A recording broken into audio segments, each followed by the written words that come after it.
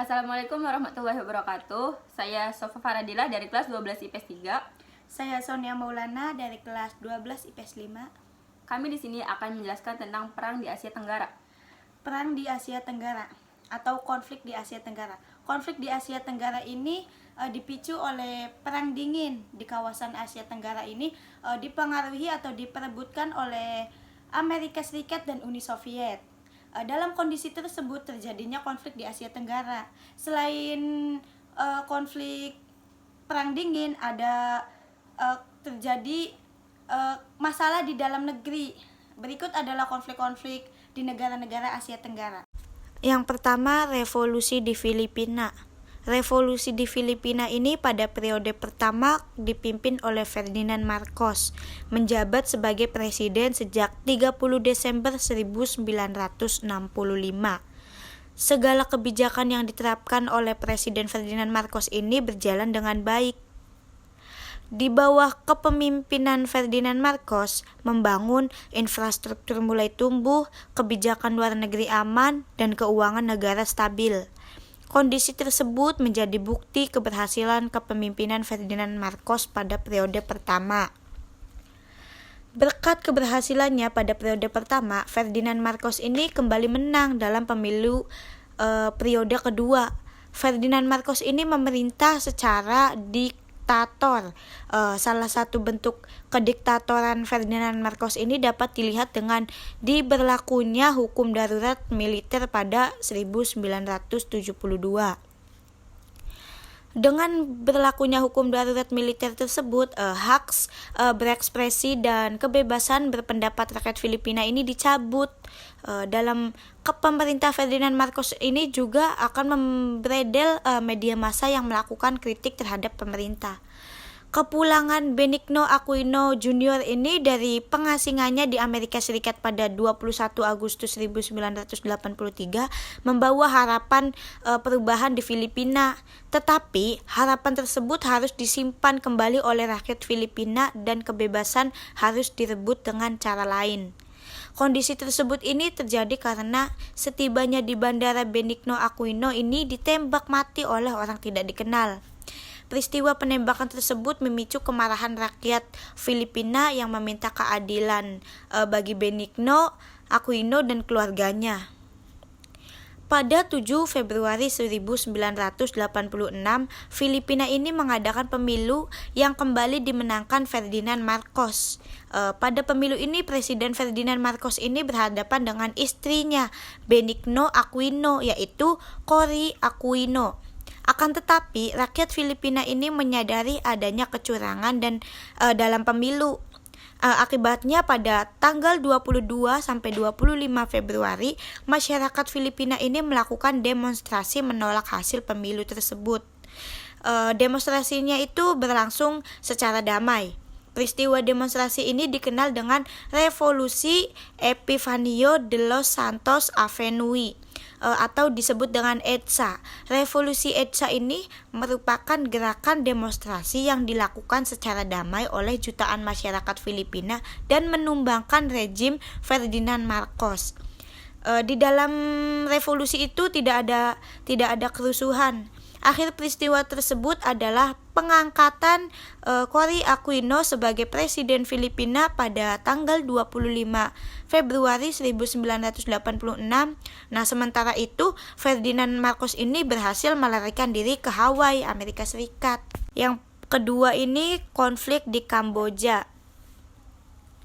Konflik di Kamboja pada tanggal 9 November 1953, Kamboja ini merupakan negara jajahan Prancis yang berhasil meraih kemerdekaan. Setelah merdeka dari Prancis, Kamboja ini dipimpin oleh Norodom Sihanouk. Di bawah kepemimpinan Norodom Sihanouk ini, Kamboja menjalin kerjasama dengan pemerintahan Tiongkok dan Vietnam Utara. Mengakibatkan ideologi dari kedua negara tersebut mempengaruhi corak kehidupan politik Kamboja. Norodom Sihanouk ini menolak bantuan ekonomi Amerika Serikat. Keputusan Norodom Sihanouk mendapatkan tantangan golongan kiri terkemuka Khmer Krahom. Khmer Keraton ini memilih membangun basis kekuatan di perdesaan untuk melancarkan pemberontakan terhadap pemerintah. Pada tahun 1970, Khmer Keraton berhasil menguasai perdesaan Kamboja. Pada saat bersamaan, Lon Nol ini melakukan kudeta terhadap Norodom Sihanouk. Peristiwa kudeta tersebut menandai dimulainya perang saudara di Kamboja. Keberhasilan Lon Nol ini mengkudeta pemerintahan Raja Sihanouk tidak menyelesaikan masalah di Kamboja. Golongan Khmer Merah pro Sihanouk dan komunis berusaha mendapatkan kembali kursi pemerintahannya. Pada tanggal 17 April 1975, Khmer Merah di bawah pimpinan Pol Pot berhasil menggulingkan Lon Nol. Dengan lengsernya Lon Nol, kursi Perdana Menteri Kamboja ini diduduki oleh Pol Pot. Pol Pot memerintahkan secara otoriter, bahkan dalam kurun waktu 4 tahun pemerintahannya 1 juta penduduk dibunuh secara keji. Pemerintahan otoriter Pol Pot ditentang oleh Heng Samrin dan Hun Sen. Heng Samrin dan Hun Sen ini berusaha melakukan kudeta terhadap pemerintahan Pol Pot. Usaha kedua tokoh tersebut mendapat bantuan dari Vietnam Selatan. Pada tahun 1978, Vietnam Selatan ini mengirim pasukan menyerbu Kamboja. Pada tanggal 8 Januari 1979, Heng Samrin dan Hun Sen dengan bantuan Vietnam Selatan mampu menggulingkan pemerintahan Pol Pot. Sejak saat itu, Heng Samrin ini menjadi presiden dan Hun Sen sebagai perdana menteri. Tetapi pemerintahan ini tidak mendapat pengakuan resmi dari dunia internasional.